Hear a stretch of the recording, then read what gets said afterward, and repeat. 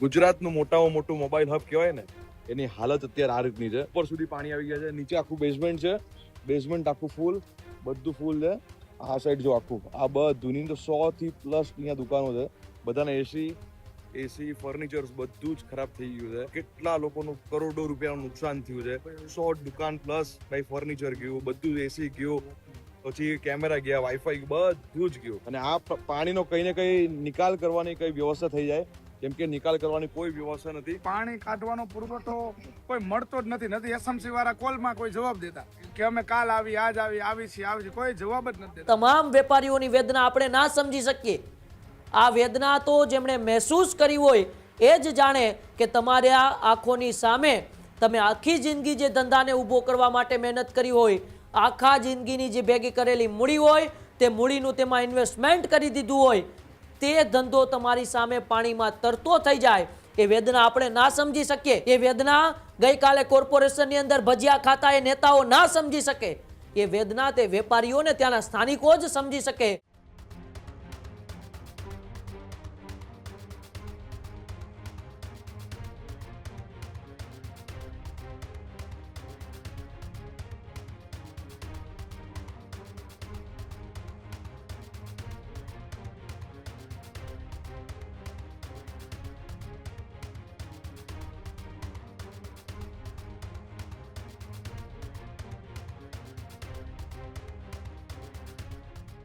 સુરતમાં મેઘરાજાના એક પ્રકોપથી એ સુરતની બેસુરત હાલત થઈ ગઈ છે. 18 ઇંચ વરસાદે સુરતની આખી સુરત બગાડી દીધી છે. વરાછા વિસ્તારમાં આવેલું પોદાર કોમ્પ્લેક્સ છે તે પાણીમાં ગરકાવ થયું છે. કોમ્પ્લેક્સનો ગ્રાઉન્ડ ફ્લોર પાણીમાં ગરકાવ થયો. કોમ્પ્લેક્સમાં ગ્રાઉન્ડ ફ્લોરની દુકાનોમાં કરોડોનું નુકસાન થયું. રસ્તાનું પાણી કોમ્પ્લેક્સના ગ્રાઉન્ડ ફ્લોરમાં ઘૂસ્યું. દુકાનના માલિકોએ રાત્રે 11 વાગ્યે વિડીયો વાયરલ કર્યો. સુરત મનપા પાસે મોડી રાત્રે ત્યાંના સ્થાનિકોએ મદદ માંગી. આ દ્રશ્યો જે તમે ટીવી સ્ક્રીન ઉપર જોઈ રહ્યા છો, એ દ્રશ્યો સુરતના વરાછા વિસ્તારમાં આવેલ પોદાર કોમ્પ્લેક્સના છે, જ્યાં ગ્રાઉન્ડ ફ્લોર અને અડધો પહેલો માળ છે તે વરસાદના પાણીથી ડૂબી ગયો. 18 ઇંચ જેટલો વરસાદ ગઈકાલે એ સુરતની અંદર ખાબક્યો. મેઘરાજાનું એ પ્રકોપ સ્વરૂપ છે તે જોવા મળ્યું. રૌદ્ર સ્વરૂપ છે તે સુરતની અંદર જોવા મળ્યું. અનેક વિસ્તારો છે તે જળમગ્ન થયા. પરંતુ આ દ્રશ્યો, જે દ્રશ્યો તમારા રૂવાડા ઊભા કરી દેશે, આ દ્રશ્યોની અંદર ગ્રાઉન્ડ ફ્લોર ઉપર આવેલી કેટલીય દુકાનો, પહેલા માળ ઉપર આવેલી કેટલીય દુકાનો છે તે પાણીમાં ગરકાવ થઈ ગઈ. વેપારીઓ લાચાર થઈને આ દ્રશ્યો જોતા હતા, કારણ કે તે કુદરતના કહેર આગળ લાચાર હતા. કંઈ પણ પ્રકારે કોઈ પણ આ પરિસ્થિતિને સુધારી શકે એવી હાલત નહોતી. આ પાણીનો ધસમસતો પ્રવાહ એ પોદાર કોમ્પ્લેક્સના ગ્રાઉન્ડ ફ્લોર ઉપર ફરી વળ્યો. કરોડો રૂપિયાનો માલ સામાન ત્યાં વેપારીઓનો હતો. નાના મોટા ધંધા કરતા વેપારીઓ ત્યાં એ પોતાનું ગુજરાન ચલાવતા હતા. એ તમામ વેપારીઓની આશા, તમામ વેપારીઓના સપના ઉપર પાણી કાલે આ પોદાર કોમ્પ્લેક્સની અંદર ફરી ગયું. ત્યારે મોડી રાત્રે ત્યાંના સ્થાનિકોએ, ત્યાંના વેપારીઓ છે, દુકાનના માલિકો છે, તેમણે રાત્રે 11 વાગ્યે એક વિડીયો શેર કર્યો અને વિડીયો શેર કરીને મનપા પાસે મોડી રાત્રે મદદ માંગી કે હવે અમારાથી પહોંચાય એમ નથી. અમે તંત્રને એ નમ્ર વિનંતી કરીએ છીએ કે અમારી મદદ કરો. અમારો કરોડો રૂપિયાનો માલ તો એ નુકસાન થઈ ચૂક્યું છે, પરંતુ હવે આ પાણી જલ્દીથી અહીંથી બહાર નીકળે તો અમે અમારો માલ સામાન થોડો ઘણો જે બચેલો છે તેમને ક્યાંક ખસેડી શકીએ, તેમને ફેરવી શકીએ. તંત્ર તો કાલે ભજીયા પાર્ટીમાં એ મોજ માણતું હતું અને પોદાર કોમ્પ્લેક્સના માલિકો પોતાની જે આખા જીવનની મૂડી ભેગી કરીને એક નાનો એવો જેમણે ધંધો શરૂ કરેલો હતો, એ ધંધાને તેમણે પોતાની આંખે ડૂબતો જોયો હતો. આ તમામ વેપારીઓની વેદના આપણે ના સમજી શકીએ. આ વેદના તો જેમણે મહેસૂસ કરી હોય એ જ જાણે કે તમારે આ આંખોની સામે તમે આખી જિંદગી જે ધંધાને ઊભો કરવા માટે મહેનત કરી હોય, આખા જિંદગીની જે ભેગી કરેલી મૂડી હોય, તે મૂડીનું તેમાં ઇન્વેસ્ટમેન્ટ કરી દીધું હોય, તે ધંધો તમારી સામે પાણીમાં તરતો થઈ જાય. એ વેદના આપણે ના સમજી શકીએ. એ વેદના એસી ઓફિસમાં બેઠેલા અધિકારીઓ ના સમજી શકે. એ વેદના ગઈકાલે કોર્પોરેશનની અંદર ભજીયા ખાતા એ નેતાઓ ના સમજી શકે. એ વેદના તે વેપારીઓને ત્યાંના સ્થાનિકો જ સમજી શકે. પરંતુ આખરે કુદરત સામે લાચાર થયેલા તમામ વેપારીઓએ રાત્રે 11 વાગ્યે એક વિડીયો સોશિયલ મીડિયામાં શેર કર્યો અને મનપા પાસે મદદ માંગતા તેમણે શું કહ્યું, આવો એ વિડીયો પણ જોઈએ.